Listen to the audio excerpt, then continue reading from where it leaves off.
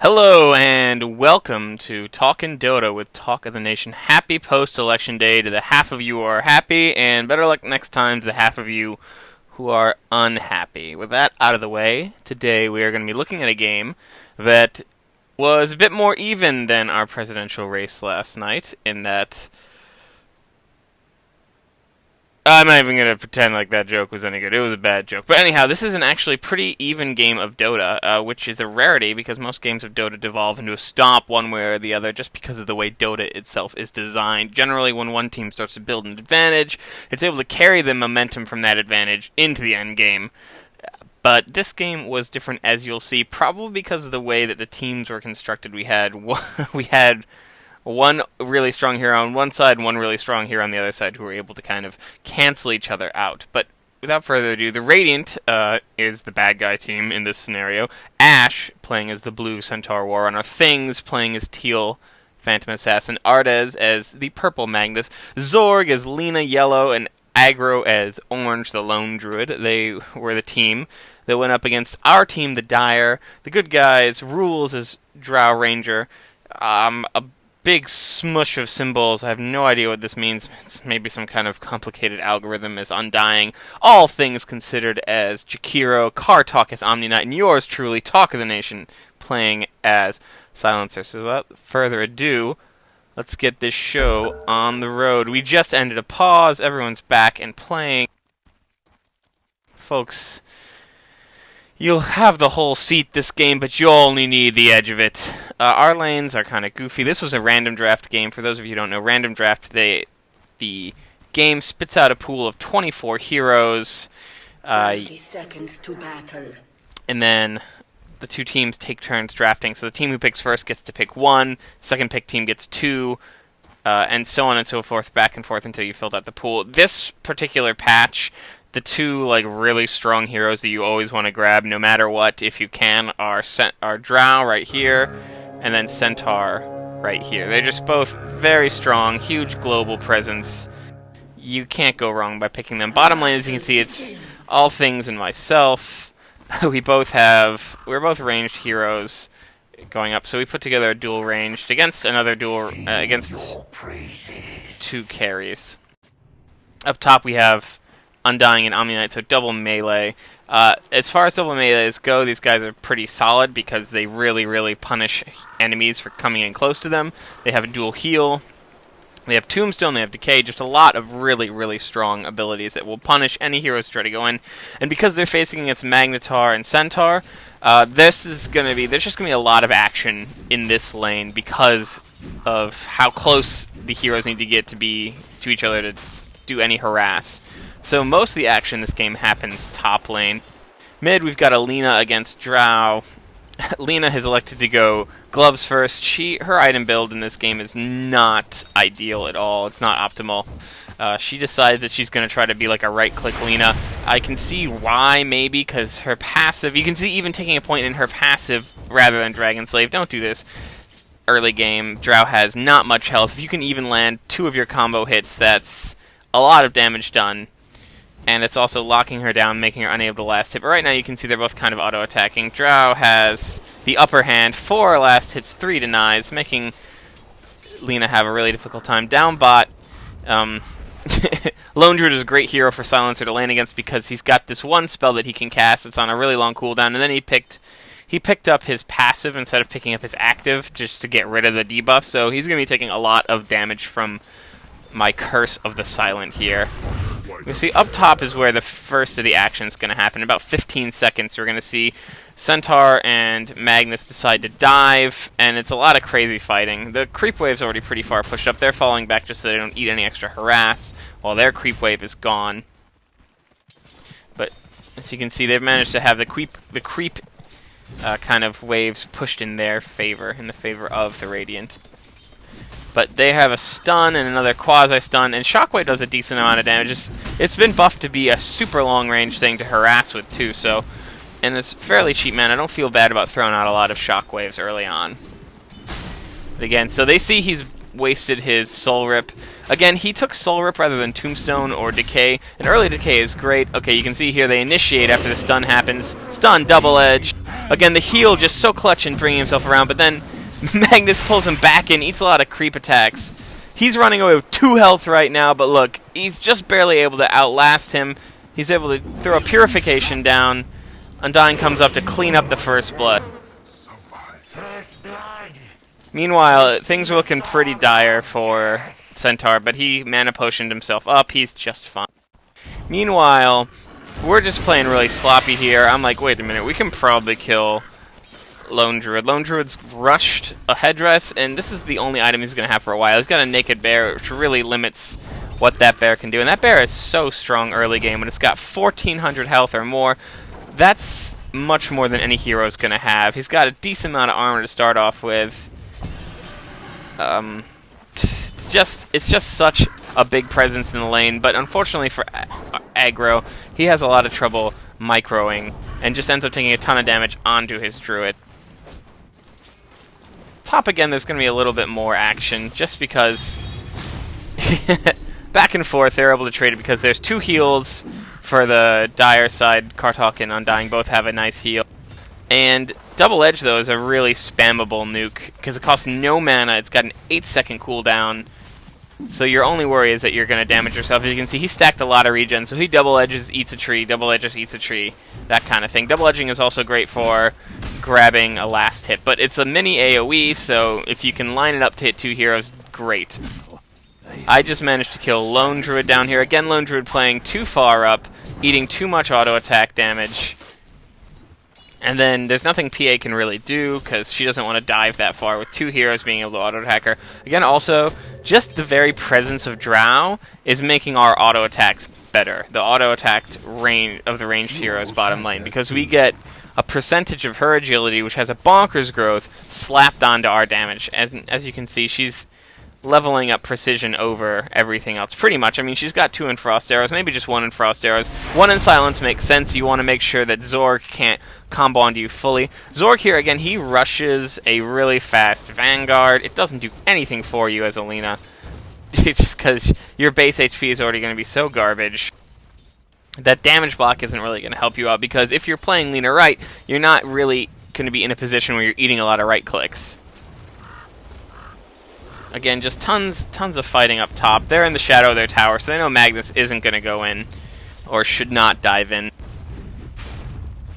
Magnus leaving his Empower for now. I see why you're doing it, just because you want to get points into that Shockwave. It does a lot of damage early on. Drow comes in for a gank. She's got the Invis Rune.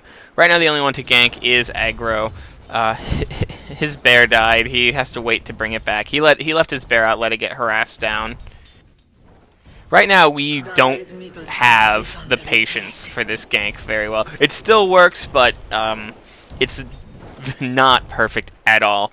So I jumped the gun a bit. I'm like, all things, you got enough mana for Path? Great. We'll let this creep wave push up and then we'll go in on him. But then instead of letting, and I'm like, oh, he's not taking the bait, let's just go in on him. We don't wait for all things to come in. If we wait for all things, the Ice Path hits here, and he's dead before he gets back in the tower. Instead, Drow's got to dive the tower. She takes 5 auto attacks. Not even all things Ice Path can save her. She just jumps in.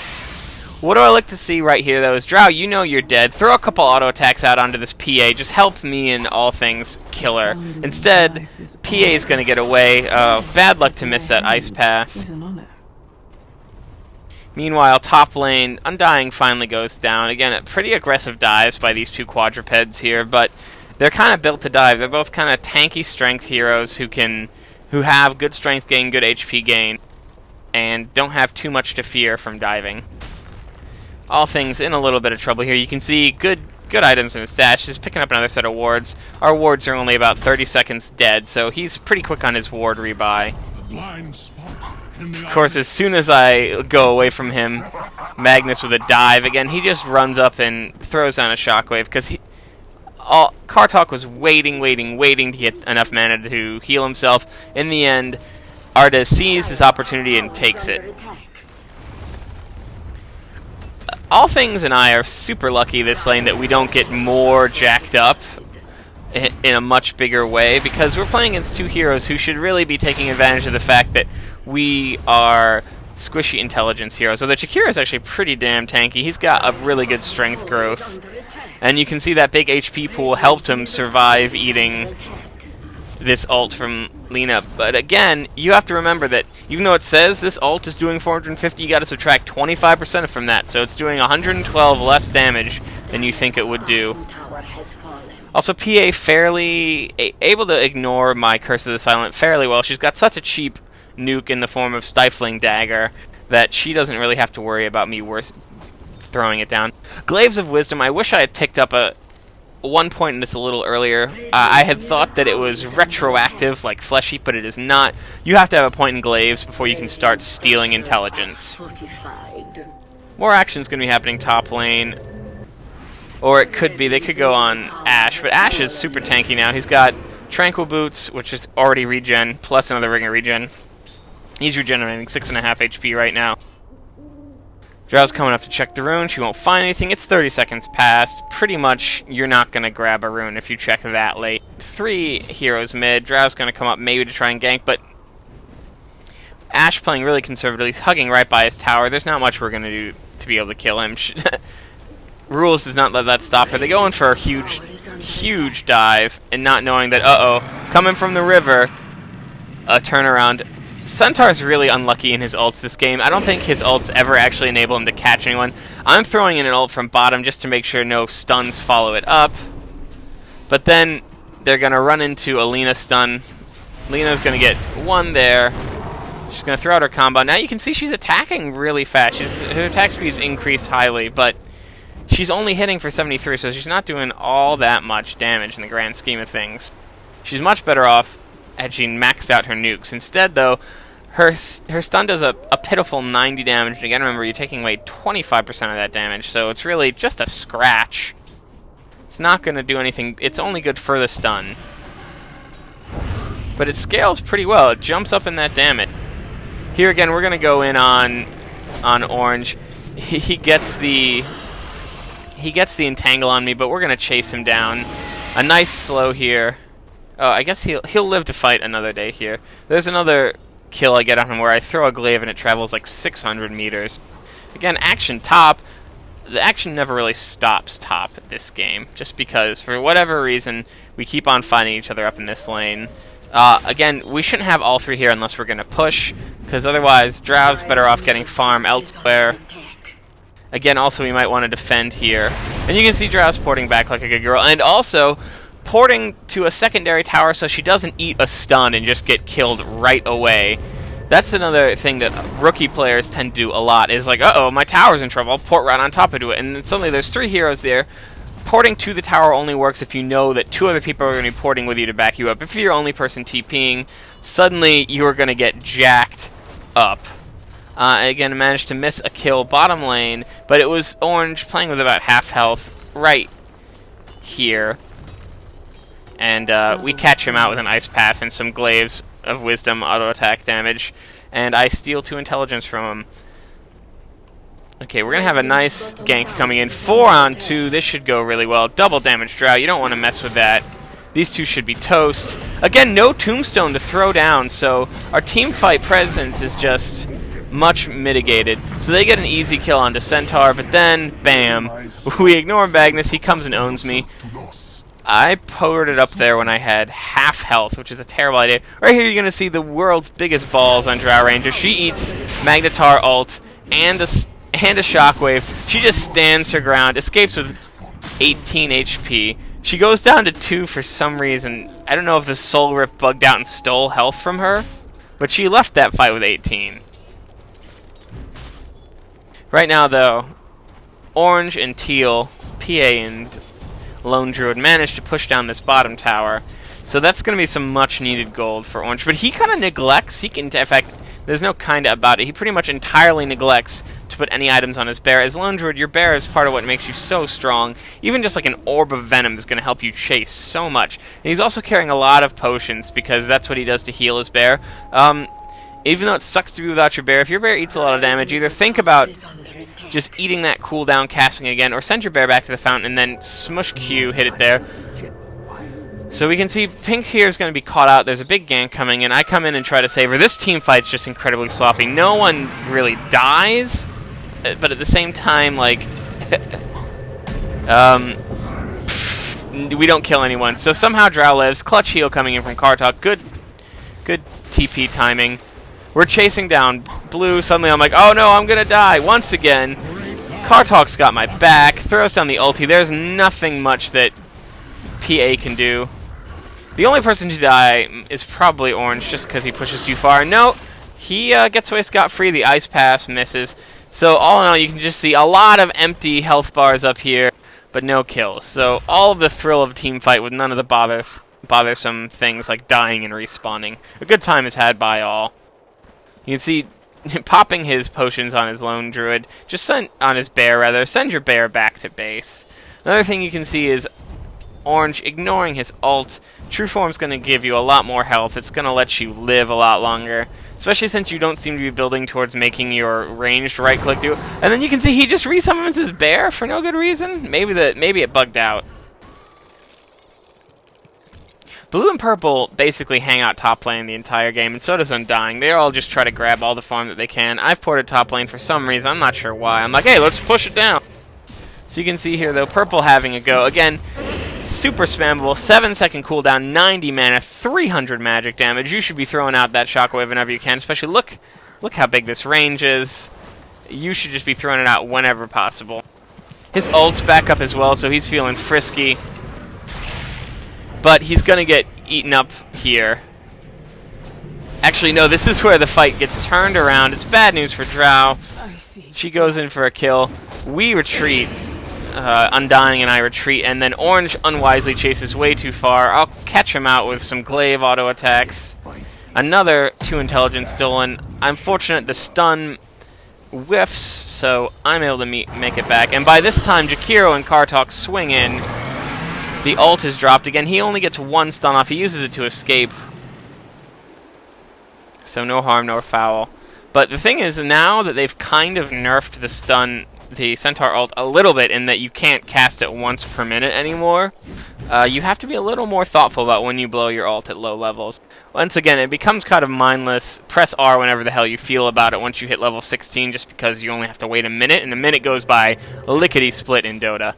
A cool animation cancel there by Jakiro. Kind of a silly move. I come to mid just to try to get some items, chase Phantom Assassin away. I'm feeling pretty confident she won't dive just because I've got my creep wave here and I have reinforcements going in. All Things and Kartok walk themselves down. Again, you're going to want to buy TPs if you actually want to get in time anywhere for fights. Omni Knight is saving up for mana boots. We kind of have a team mana boots this game. As you can see, All Things has mana boots. Undying has got mana boots. So Omni's saving up for the mana boots trifecta. Right here, though, we should really be we need to piss or get off the pot. Either push, and honestly, we're not really ready for a tier 2 push right now because we haven't taken them in a team fight, or just go find places to gank. Speaking of ganks, Undying eats it. There's not much he can do. He gets stunned, and then PA jumps in on him, gets a couple timely crits, and takes him out. We're hoping to take down PA. She jumps onto me, not the wisest choice because I have 2 other heroes coming to back me up, but she is going to get away.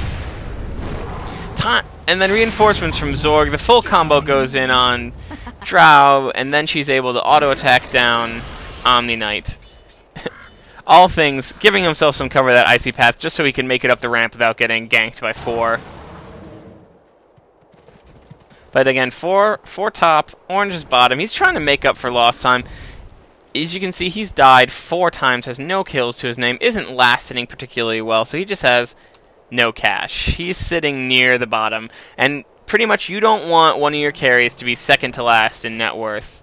You want your carry to be near the top of the charts in net worth. Otherwise, your game is just going to get super hard. Again, Lena buying a Vanguard. This item does not do much for you if you're an intelligence hero. It doesn't do too much for you even if you're like a strength hero, unless you plan on diving towers a lot and you need damage block from towers. Again, 4 top, we've got 3 defending, we have a 4th walking her way in, so we're ready to take another fight. Insanely aggressive up top. Again though, You can just see how even this game is. Also, Tombstone finally has some levels. You're going to see Tombstone make a huge difference this team fight. Something that centaurs should not do is use double edge when you're really deep into enemy territory, because it does as much damage to you as it does to them. In one-on-ones or in team fights where you're at full health, you rely on the fact that you have a big health pool and you have a lot of health regen. Nice 3-man stun. A lot of health regen, so you don't actually pay for using your double edge. Right here, I blow the silence just to say, hey, let's not fight. We all blew a lot of our big spells. Let's not fight here. And they go in, and we lose 3. Undying is going to go down. We lose 3 for that. Again, I knew that that was probably not a good fight for us to take because we had used Macropyre, Tombstone. Our 2 big team fight abilities had been used. I was like, maybe we shouldn't go in, especially since we know that that ulti's online. So going in behind the tower is kind of a terrible, terrible plan, and our team pretty much paid for it. Again, there was a lot of back and forth over the voice chat being like, why'd you go in? Well, you global silenced. I thought that was meant for us to go in. And I said, no, I was trying to make it so you could escape. But in the end, all still friends, all still buddies. It's just a game. But you can see how close this game is if we just look at XP graphs. So after that team fight, it's swinging their way 5,000 experience. 5,000 in the grand scheme of things, not all that much. Gold, only 2,000 gold difference. That's hardly anything, especially when you're thinking about it being split up over 5 heroes. It's not too much. Undying right here. There's about to be a big team fight. He pops his ult just to be ready. Throws on a tombstone. Great tombstone. He's going to catch out a couple heroes. Nice run away by Ardes, but it's not going to be enough. He turns around to try to throw a little harass down. The zombies slow him down. Another decay out. Decay is such a good skill. You should definitely invest in it heavily if you're Undying. It steals intelligence. It damages them. It heals you. It increases your damage. It's just so good. Pink starts to farm bottom. For the next good chunk of this game, she decides that she can't waste her time dying in team fights. She just needs to get money up here. You're going to see her take on Orange here. Orange, too big for his britches, gets jacked up. He's hoping for some lucky entangles from the bear, but he doesn't get any. He gets 1, but it's not enough. And just too much damage coming out from this drow. She's hitting for 123 already. Meanwhile, the stalemate continues in top lane. Lone Druid buys back. For no good reason. He's not going to get the kill here. And he is... So that's just a waste of like 500 of his gold is buying back. Meanwhile, big fight going down. The one successful ult from Centaur, but an even more successful ult coming in from Kartok allows us to live. And you're about to see beautiful play from all things. He's going to throw down an awesome ult right now. On top of this tombstone, he catches 3 with it, and they're just allowing me to throw out my really damaging auto attacks. Decay finishes up with a double kill. You can't fight on top of a tombstone and a Macropyre. That's too much damage going out. And catching 3 with a Macropyre is just a really ideal situation for you. Now that 4 of them are finally dead, we're going to push down this gosh darn tower. Or at least that's our plan, but we don't have enough of a creep wave to get anything done. Here it's coming in. I'm not sure why we're running away. We see Orange is coming thanks to our rune here. Just before it dies, we see him coming up. And I tell Undying, dude, we can totally kill Orange. He's been having a really bad game. This is going to be no problem here. Come fight him with me. Unfortunately, Undying listens to me, which is going to lead to his death. We're not paying attention to the clocks up here, so what we think is going to be a cake kill on Orange turns out to be Blue coming in as well. Boom! Smush! I get jacked up. Fortunately, All Things comes in to bail us out. If you're Centaur here, don't attack the tombstone. It's got a lot of health and a decent amount of armor. You're just going to end up getting attacked by a ton of zombies. Ashe actually makes it away once again. Centaur is just so darn tanky. We can't chase him because Zorg is on the case. She's going to get that last auto attack in on Kartok. Burns, doesn't it? She's still got her full combo set up, so you've got to be really careful about approaching her because she'll stun, nuke, ult, and that should be a dead Undying. For some reason, she's like, I'll just let my auto attacks do the work. Not a good idea. He's just going to give himself more health. if you do the full combo, well, it wouldn't actually kill Undying because you haven't leveled it up all the way. But that might be the difference. The extra 50... I guess it's not that much extra damage. It still is going to make him think twice before trying to go in on you, instead of just hanging out and throwing out a decay on you. Drow got ganked bottom by Magnetar and PA. Even though Drow does a ton of damage, she's a hero that's heavily reliant on positioning. You have to always be in the right place with her, because she's got not much in the way of HP. She has no natural escape mechanism. So, if you get caught out, chances are you're going to die. This is a good example of you should read your spell abilities, because I didn't know how long the range on this nuke was, / I didn't really know it was a nuke. Again, we're going to look at top, big action coming in. Great reaction by All Things, spins right around. Skewer's going to let him get away, except for the zombies and the ice. He's just going to get slowed to death here. His friends come in. It's just bad times to be Drow. But again, this nice 3-person ice path, or 2-hero ice path, 2-hero macropyre, and they sit in the macropyre longer because the zombies are slowing them down. Jakiro running away. Orange is going to eat it. Jakiro gets away scot-free. And then we're going to try to take out Centaur here. Again, Centaur's going to get away just because he's so damn tanky. He's also got a hood, which means any magic damage we're doing to him is going to get reduced further. So he's ignoring just about half of all magic damage. It seems like All Things gets robbed right on the edge of his ice path range. This is too far to dive. Undying is going to get taken out. You don't want to dive past the secondary tower. Secondary towers do a lot of damage. And then, of course, Lena's combo is nothing to laugh at. 675 magic damage. She's going to be building 2 Oblivion Staffs here. She's going to be getting that Orchid Malevolence just to increase her attack speed and throw out a Silence. It's a good item for maybe a Silencer who actually can turn into a semi-carry at the end of the game if he gets enough intelligence. But for Lena, you're better off going for like a 4-staff or a Portal Key, something that'll let you get your positioning down so you can land your combo more easily.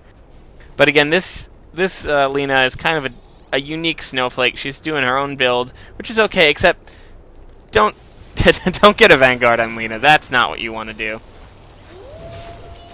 The Shadow Blade's up on Drow. This is a pretty popular pub pick item just because going invisible is pretty good in our skill bracket because people hardly ever buy invisibility counters. So you pretty much know that you're guaranteed to get away scot-free because no one generally buys dust, no one drops wards. Very rarely someone will buy an eye. Right here, oh, All Things saving my life. I have finished up my 4-staff. It lets me get out of the sticky situation. Once again, Ash being terribly unlucky. His ult ends at a terrible time for him. Then they're all caught in our jungle. Tombstone will go out. It's going to be a massacre, folks. It's just going to be a massacre. We're going to get all of them here. I'm going to 4-staff the Undying so he can make it in time to cast 1 more decay onto things. And we're going to end up catching Centaur. For once, his tankiness will not be enough. 2 chasing him top, 3 chasing him down below. We're going to meet in the middle and just have a good old-fashioned hoedown right on his skull. It still takes all of our combined efforts to kill him, but in the end, it's worth it. The heal nuke kills him. He calls out the GG right now. Let's just check the graphs to see how close it is to actually a GG. The tower game, we're ahead by 2. But let's see how close the fight is. The Radiant are still actually ahead in terms of experience. It's just closer now. And then gold-wise, we've swung to having like a 300 or 500 gold advantage, which is pretty much nothing. It's going to be higher now that we've taken this tier 2. And we're all 5 pushing. We're like, can we high ground? Lena comes in to have a go. I realized that I nuked her from here while she was up there. I'm like, oh my gosh, this nuke has a huge range. Unfortunately, Undying turns around just as I 4-staff him, so it sends him back towards us. We decide this isn't a fight we want to take, and we wisely retreat. But again, this game is actually very, very even still. 18 to 20. Even looking at like net worth, there's not too much daylight between the top couple heroes. Undying is kind of the far and away winner here, but that's also because he has 9 kills. He's getting a lot of kills here. Just notice the 12 assists on the part of All Things. He's just playing his heart out here. Illusion.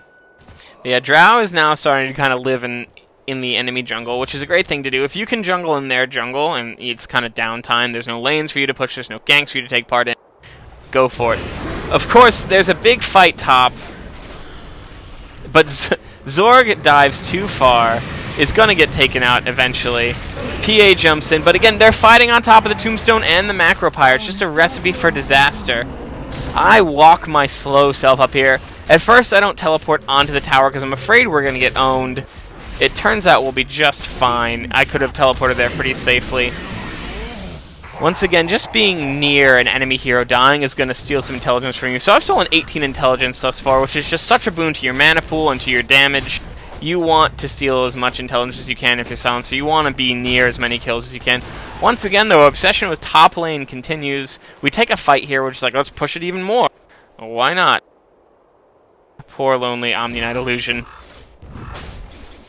Once again, I don't think that we can actually high ground yet. Certainly not without Drow. Drow is our big damage dealer. We can put out a decent amount of magic damage between Decay and Macro Pyre and my Glaives. Or not Glaives, actually. Glaives are pure. But we can put out a decent amount of Macro Pyre just thanks to Jakiro. But without that gnarly physical damage coming in from Drow, who is going to port back just to continue farming. She's going to build a Monkey King bar next.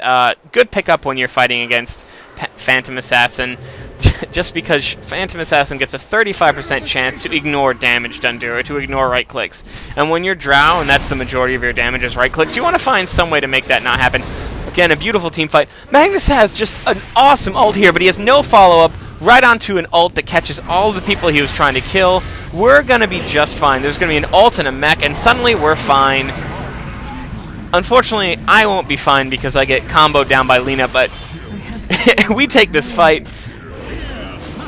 If you are Phantom Assassin, don't run back on top of the Macro Pyre just to get killed. You could have made it away there, but unfortunately you didn't.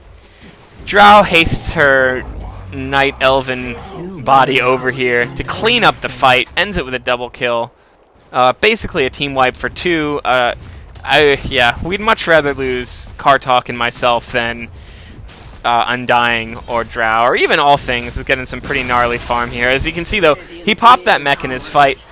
Mech is so good because a lot of their damage is burst damage. Their burst damage from Magnetar's ult. Suddenly, we kind of erase half the damage he did to the team.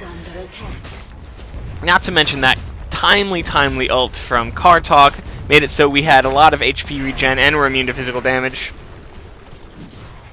But again, we can't high ground yet with only 3. Even though a lot of them are down, enough of them are back up to make us think twice about trying to go high ground. We've done enough damage to their tower to be kind of satisfied with our work. Again, Drow goes back, gets some more money. She's got almost enough to finish up her MKB. She just needs, actually not even close to almost enough. She needs about 3,300 more gold. But again, she doesn't have to be afraid of purple here because she'll just Shadow Blade away and he's got nothing that can find her. She's actually thinking about going in on him. She wants to throw it on a silence. She better hurry up, though, because she's got 2 seconds left. In the end, she thinks better of it.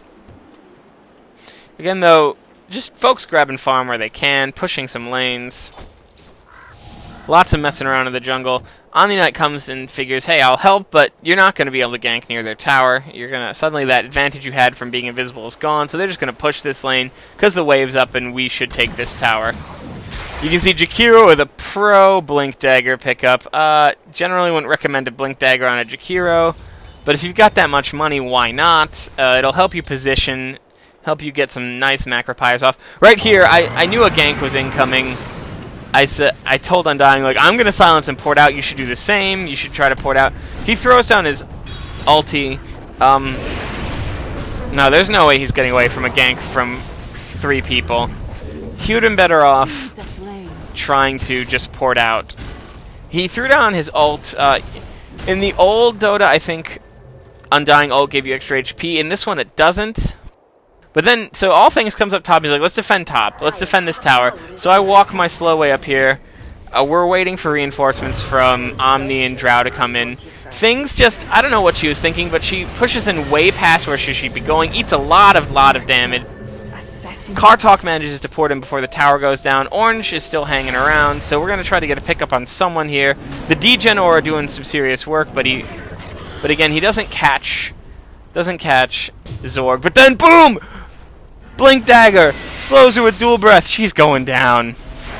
Even though I obligingly stand inside her, stun for her, she wasn't getting away from the NPR squad. Because no one escapes from the NPR squad. Speaking of escaping, Pink is just waiting for that cooldown on the Shadow Blade to go up. Boom, runs away. She's safe. No dust, no wars, no nothing. Double damage. Then she picks up a double damage. Nothing more dangerous than a double damage drow. Blue expressing his discontent at how that engagement went. I have to say, I would agree with Drow's assessment to run away from the centaur, who has a lot more health than you, can just happily stun you and double edge you into oblivion, and then live to laugh about it. Especially since he's picked up a blade mail, so he kind of is wanting you to damage him. I'm not sure if blade mail synergizes with double edge. If it did, that'd be a really fantastic move. Nope. Because you're dealing damage to yourself, so it doesn't. If it did, that'd be way too bonkers. Some totally unnecessary Blink Dagger usage here. He's just having fun. Again, 3 mana boots and now 2 mechs on our team. We are just going whole hog in terms of support items. I'm deciding to build an Orchid. An Orchid's a great item to get on Silencer because eventually you're doing a lot of extra damage as pure damage. As you can see, I'm doing 75% of my intelligence, which is just about another 75 damage, pure damage, on top of my attacks. And so increasing that attack speed is something you're going to want to be doing. I give all things grief about when he uses his Blink Dagger, but I use my Force Staff in similarly inappropriate ways. It's just so fun to zoom yourself around on the map. I can definitely see why it happens. A great ward put up by Jakiro here. This is a ward you want to take when you have a lot of... When you're done kind of ganking in this part of their jungle, the ward right here is so important. As you can see, we're kind of doing probing attacks into each other, but we're ready to take a Rax. We're thinking it's just about time. Pink's split pushing. We play a lot of 4-man Dota here. Again, we're lucky that we have a fairly strong team fight. As long as that Tombstone and Macropyre are up, we don't have to fight too bad. Again, this is how you tell like the really rank amateur silencers from the ones who are competent, is when they use their ulti. Because it's so strong. 6 seconds where they're not casting, super strong. I would say don't usually use it as an initiation tool. It's a great counter gank tool. If they're committing a lot to a gank and suddenly they're in the middle of your team and they can't cast, that's a big, big deal. But right there, I was like, maybe we'll go high ground. I just mushed on the button. I didn't really communicate with my friends. Again, we're going to try to catch out PA here. She should be able to blink away. I got a beautiful stun by Lena. Even though she's not building in a way I agree with, she definitely can land her abilities. Again, Orange, not his game. Again, calling out the GG, it's starting to get out of hand here. I would like to toot my own horn here. My Force Staff puts Jakiro in position to land a beautiful Macropyre. It really kind of makes it be that's all she wrote for 2 heroes. Then Magnetar comes in, fishing for a kill, but a good ult from Kartok makes it so none of us have to take any damage. We're going to take out this tower here. And once we've taken out this tower and Rax, we're going to see that basically the game has swung heavily into Team NPR's favor. We dive way too far here. We're not going to kill her because we have no way to get through her 35% evasion. The 3 clever members of our team just ensuring that the Rax kill happens. So we'll give the Graphs a little bit of time to recenter themselves, but we should be leaving now. I mean, it's fun to get these little houses. They're worth about 120 gold a pop, so if you're wanting to get a little extra gold to finish up that last item, you might as well whack those down. But again, we should basically just kind of swivel around at bot, which is what I do, because I'm like, hey, the creep wave's there. I'll go and help finish it up. As you can see, I'm doing about an extra 96 damage per throw, and that's pure damage, so it ignores armor, magic armor, anything else. Pure damage is basically the king of damage in Dota 2. You want to be doing pure damage, or if you have an ability that lets you do pure damage, use that one when you're trying to attack people. By the way, MKB is finally up, which means she's just hitting like a truck. Oof. While we were taking down the tower, she was kind of 1v4ing their team, but now we're like, let's help out. Centaur's had enough of these invisibility shenanigans, buys a gem, they go on a long chase, we also go on a long chase, it's chasing the chasers. Drow's gonna make it though, she just moves too fast. Again, the Blink Dagger Jumped out. He misses his spell, but I will not be denied my kill on Lena. He repels me just in case she decides to turn around and throw a stun out. We're chasing. Ash is going to get away because we do a terrible job. Because we're assuming he's going to run that way. And he comes up here like a wise person would do and just TPs away. Magnus, meanwhile, tries to push out this bottom lane because it was at the gates. He's trying to give his team some breathing room. Really, the big problem is going to be the fact that our mega creeps are going to be coming strolling down middle lane. It's always going to demand that someone kind of play Johnny on the spot with defense, and then we can push top or bottom at our leisure. We never take Roche this game. I guess we never felt the need, but honestly, taking Roche at any of these times while they're bottled up in their base is only going to be an advantage to your team. It's going to give everyone gold. It's going to give you that extra oomph in a team fight that might let you take high ground. But again, this tombstone getting dropped just to ensure that we get this tower down. Anyone who tries to come and flex is going to get jacked up. Centaur just having a whale of a time running through people. Pops his blade mail. He's like, hey, I can maybe take this fight. No, he cannot. Beautiful play again by Magnus, but no follow-up, and we're just too damn tanky now. It's enough to take me out, but not to take out Undying. But Undying meets the full fury of 3. He's not long for this world. Again, though, I wanted to check out the graphs. So if we just look, it's now pretty much in a nosedive. You can see right here on the mid barracks was destroyed about 37 minutes. But you can see 10 minutes ago, about 10 minutes ago, dead even in terms of experience. Gold also 15,000 in our favor. But again, about 10 minutes ago, a little more than that, dead even. 10 minutes in the game of Dota can make a huge difference. So really, this is about as close of a game as you'll ever see in Dota. Poor Omni Knight has just been... There's been like a constant game of tug-of-war over this career. All things trying to finish up his ult stick. Again, this team fight, it's just too much damage coming out from Pink. As long as she stays alive, any like engagement they try to make is just folly. Again, Centaur just desperately wanting to kill Pink here, but it's just there's too much heal. On top of the 2 heals from Undying, we have 2 heals from mechs that you can see having. We still have 1 mech on deck.